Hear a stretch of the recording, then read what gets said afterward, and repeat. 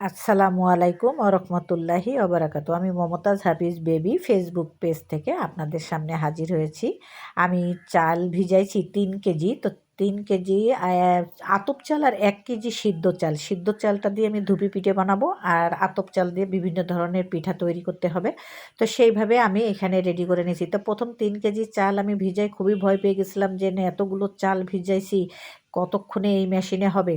তো দেখলাম যে না, এতে একবারে 1.5 কেজি করে 2 বারে আমার এতে 3 কেজি চালের আটা হয়ে গেছে 2 বার দিয়াতে। আর 1 কেজি চাল যেটা ভিজাইছি সেটা আমার একবারেই হয়েছে, আর ওইটা একদম সুজি যেটা ধুপি পিঠে হবে একদম পারফেক্ট হয়েছে। তো এইভাবে আমি প্রথম তো খুবই ভয় পেয়ে গেছিলাম। তো যাই হোক 2-3 মিনিটের মধ্যে মেশিনের ভিতরে দেওয়ার পরে শুধু সুইচটা দেওয়ার পরে হাত দিয়ে একবার এই পাশ একবার ওই পাশ করলাম, আর 2-3 সেকেন্ডের মধ্যে আমার আটাটা হয়ে গেল। আর বন্ধুরা, আপনাদেরকে একটা কথা বলি যে এই মেশিনটার নাম কি অবশ্যই আপনারা কমেন্ট বক্সে জানাবেন। আর সেটা মেশিনটার দামটা আমি বলে দিচ্ছি। এই মেশিনটার দাম হচ্ছে 16,000 টাকা। আর আমি যে গুঁড়িটা করলাম চালের গুঁড়ি, এই গুঁড়িটা কিন্তু আমি এই কাঁচা অবস্থায় আমি যে প্রথম আপনাদেরকে জার দেখাচ্ছি ওই জারের ভিতরে ভরে আমি কিন্তু ডিপে রেখে দেব।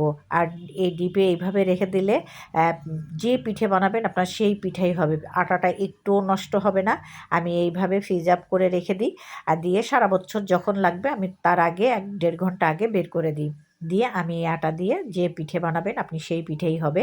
আমি এটা কিন্তু রৌদ্রে দেব না, আমি এইভাবেই ডিপের ভিতরে রেখে দিয়েছি। তো মেশিনটা অবশ্যই আপনারা কমেন্ট বক্সে জানাবেন।